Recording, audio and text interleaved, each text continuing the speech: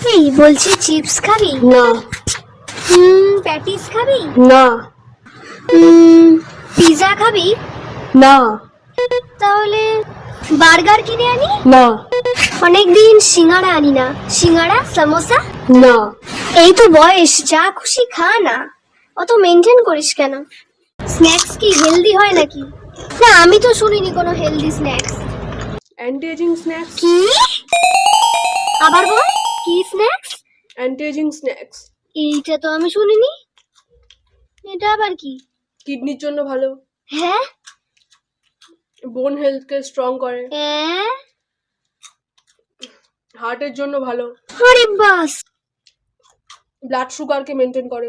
কই এই দে দে দে দে, এই আমার এরকম কোন স্ন্যাক্স হয় নাকি যেটা খেলে পেট ব্যথাও করবে না, আবার এত উপকারিতা? হ্যাঁ, হ্যাঁ, তুই একটু ডিটেইলসে বল। মাখানায় ভরপুর পরিমাণে ম্যাগনেসিয়াম ও পটাশিয়াম থাকা এটা ব্লাড প্রেশারকে কিন্তু কন্ট্রোল করে, এবং সোডিয়াম তারপরে আনহেলদি ফ্যাট কম থাকা এটা হার্টের জন্য খুবই ভালো। মাখানায় লো গ্লাইসেমিক ইন্ডেক্স থাকায় এটা কিন্তু আমাদের ওয়েট ম্যানেজমেন্ট করতেও সাহায্য করে।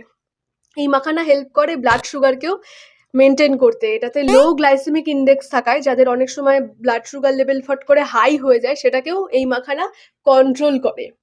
মাখানায় ফসফরাস ক্যালসিয়াম থাকায় বোন হেলথের জন্য কিন্তু খুব জরুরি এই মাখানা। ক্যাম্ফেরল নামের অ্যান্টি অক্সিডেন্ট থাকায় এটা আমাদের অ্যান্টি এজিং ফুড হিসেবে কাজ করে। মাখানার এত বড় পোটেনশিয়াল আছে যে এটা আমাদের স্লিপিং কোয়ালিটিকে ভালো করতে সাহায্য করে। এই মাখানা কিডনির জন্য ভালো, ইনফ্ল্যামেশনকে রিডিউস করে এই মাখানা। খুব উপকার করলি এগুলো বলে ভাই। বাই।